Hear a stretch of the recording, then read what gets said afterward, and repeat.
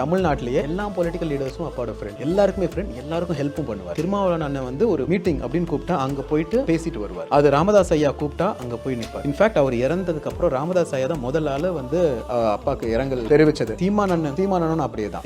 யாரா இருந்தாலும் டிடிகே தினகரன் அண்ணன் அவங்க யாரா இருந்தாலுமே அப்பா வந்து, ஏன்னா அவர் ஒரு நேர்மையான ஒரு ஆள். இன்னைக்கும் பொலிட்டீஷியன்ஸும் அவரை கலரே பண்ண மாட்டாங்க. இன்னைக்கு வரைக்கும் நானும் நிறைய பார்த்துட்டேன். அவங்கள அவர் சொந்தம்னு சொல்லிப்பாங்களே தவிர இவர் எங்க கட்சி தான், நீங்க அங்க போக கூடாது, நீங்க அங்க போறனால நீங்க இங்க வரக்கூடாது அப்படின்னு எதுவுமே சொன்னதில்லை. அவரோட பொலிட்டிக்கல் ஸ்டேட்மெண்ட்டும் அதே தான். எல்லாருமே ஈக்குவல். அவர் வந்து யாதும் ஊரே யாவரும் கேளீர்ன்ற விஷயத்தை வாழ்ந்துட்டு போனாருன்னு நானும் சொல்லுவேன். ஹி வாஸ் ஆல்வேஸ் அந்த பிரதர்ஹுட் எல்லா இடத்துலயும் இருக்கணும் அப்படின்னு நினைக்கக்கூடிய ஒரு பர்சனா தான் இருந்தார். அப்பா வந்து பொலிட்டிக்கலா இந்த மாதிரி இன்வால்மெண்ட் இல்ல, நேரடி அரசியல் இல்லாட்டியும் கூட அவர் பேசக்கூடிய வார்த்தைகள்ல ஒரு சமூக அரசியல் இருக்கும். பாகுபாடுகளுக்கு மத்தியில தான் நான் வந்தேன், அதையெல்லாம் உடைச்சிட்டு இந்த சமூக பாகுபாடுகள்லாம் கடந்தா இன்னைக்கு இந்த உயரத்துக்கு வந்திருக்குன்னு சொல்லுவாரு. அந்த மாதிரி உங்களை வளர்க்கும் போது இந்த மாதிரியான குவாலிட்டிஸ்லாம் உங்ககிட்ட இருக்கணும், ஒருத்தவங்களை இப்படி அணுகணும், இப்படி மதிச்சு நடக்கணும் அப்படிலாம் சொல்லி கொடுத்து வளர்ப்பாரா? குழந்தைகளுக்கு சில நேரத்துல சொல்லி கொடுக்க வேண்டாம். அவங்க எங்க அப்பா எங்களுக்கு சொல்லி கொடுத்ததை விட அவர் என்ன செய்தாரு, அவர் எப்படி ஒரு வாழ்க்கைய வாழ்ந்துட்டு இருக்கிறாருங்கிறத நாங்க பார்த்தே பல ஆயிரம் விஷயத்த கத்துக்கிட்டோம் அப்படின்னு தான் சொல்லுவோம். இன்ஸ்பயர் ஆயிருக்கும். வெளியில இருக்கிறவங்களுக்கு எவ்வளவு இன்ஸ்பிரேஷனோ வீட்டுல இருந்து பாக்குற எங்களுக்கும் அதே அளவுக்கு இன்ஸ்பிரேஷன் கண்டிப்பா இருக்கு. சோ நம்மளும் ஒரு நாள் இந்த மாதிரி ஆகணும். நம்மளும் ஒரு நாள், நான் இன்னைக்கு இத்தனை மேடைகள்ல பேசுறேன்னா யாரை பார்த்து, எங்க அப்பாவை பார்த்துதான். அப்பாவை பார்த்துதான் இப்படி பேசணும், அப்படிதான் நாங்க லேர்ன் பண்ணிருக்கோம். அதனால இதை உட்கார வச்சு சொல்லி எல்லாம் கொடுக்க மாட்டாரு. அதுக்கான நேரமும் அவருக்கு இல்ல. அவர் இயல்பா பேசுறதே ஒரு சமத்துவத்தோட பேசுற மாதிரி தான் இருக்கு. நார்மலா அதை போய் ஒரு பேச்சால எடுத்துட்டு போக தேவையில்லை. அவர் பேசும்போது இயல்பா அந்த பேச்சு வந்துடுது. இன்ஃபேக்ட் நம்ம எங்க ஆபீஸ்ல ஒரு ஸ்டேட்மெண்ட்டே ஓட்டி இருப்பாரு அவரோட கேபின்ல, ஜாதி அரசியல் இங்கே பேசாது, பேச பிடிக்காது அவருக்கு வந்து டிஸ்கஸ் பண்ணவும் அது பிடிக்காது.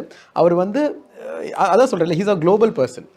அது வந்து அதனாலே வந்து அவர் வந்து அதான் கனியன் பூங்குன்றனார அவர் கொண்டாடுறாருன்னு சொல்லும் போதே முடிஞ்சு போச்சு. தேடி பிடிச்சு போனாருமா அந்த ஊருக்கு. அது எந்த ஊர்? மகிபாலம்பட்டி. அங்க வந்து அம்மாவும் அப்பாவும் அந்த இடத்த தேடி பிடிச்சு போனாங்க. போய் இங்கதான் அவர் இருக்கிறாரு அந்த ஊர்க்காரங்கள்ட்ட எல்லாம் பேசி, அப்புறம் இங்க ஒரு மணிமண்டபம் கட்டணும்னு சொல்லி ப்ரப்போசல் கவர்மெண்ட்டுக்கு அப்பா தான் கொடுத்தாங்க. சோ அதுல ரொம்ப இன்ட்ரெஸ்ட். எனக்கு அவர் சொல்லி கொடுத்தது வந்து உண்மையில அது ஃபேக்டான ஒரு விஷயம். ஏன்னா நம்ம ஊர்ல வந்து நம்ம காமனா வந்து சொல்றது, எங்க அப்பா யார் தெரியுமா, நான் யார் தெரியுமா, நான் அது இதுன்னு தெரியுமான்னு சொல்லுவோம். நீங்க பார்டரை தாண்டி பாருங்களேன், நான் தமிழன் அப்படின்னு ஆரம்பிச்சிருவோம். நீங்க இந்தியாவை தாண்டுங்களேன், நான் இந்தியன்னு தான் சொல்லி ஆகணும். நான் அவங்களுக்கு அதுக்கு மேல அவங்கள they can't identify you like that அப்படின்னு இருக்கப்ப the world is big, the world is one அப்படின்னு இருக்கப்ப நம்ம ஏன் ஒரு சின்ன ஒரு சர்க்கிள்குள்ள மாட்டிக்கிறோம், ஏன் ஒரு சின்ன the entire world is like that அப்படின்ற விஷயத்த அவர் வந்து ஐ திங்க் டிராவல் பண்ணாமே அவர் கண்டுபிடிச்சு he was living that life and அந்த ஒரு பிரின்சிபல்ஸ் தான் நாங்கள் வாழ்ந்துகிட்டு இருக்கோம் இன்னைக்குமே. அப்பா வந்து சோஷியலா பயங்கரமா இன்வால்வ்டா இருப்பாருங்கிறது எல்லாருக்குமே தெரியும். நிறைய சமூகத்தோட சேர்ந்து பயணிக்கணும், நிறைய உதவிகள் செஞ்சுக்கிட்டு இருக்காரு. அந்த மாதிரி உங்களை பயங்கரமா இம்ப்ரெஸ் பண்ண விஷயங்கள் ஏதாவது இருக்கா? நாங்க எந்த பர்த்டேவையுமே பெருசா வீட்டுல ரிப்பன் கட்டி ஒரு 5 ஸ்டார் ஹோட்டல்ல போய் கேக் வெட்டி எல்லாம் கொண்டாடினதே கிடையாது.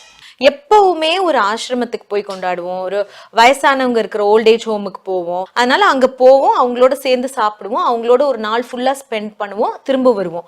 அதனாலயோ என்னவோ தெரியல, எனக்கு இந்த சைல்ட் ரைட்ஸ் குழந்தைகளோட வேலை பார்க்கணும் அப்படிங்கிற ஆர்வம் வந்து அதுல இருந்து தான் வந்தது அப்படின்னு நினைக்கிறேன். இன்னமும் அதை நாங்க ஃபாலோ பண்றோம்.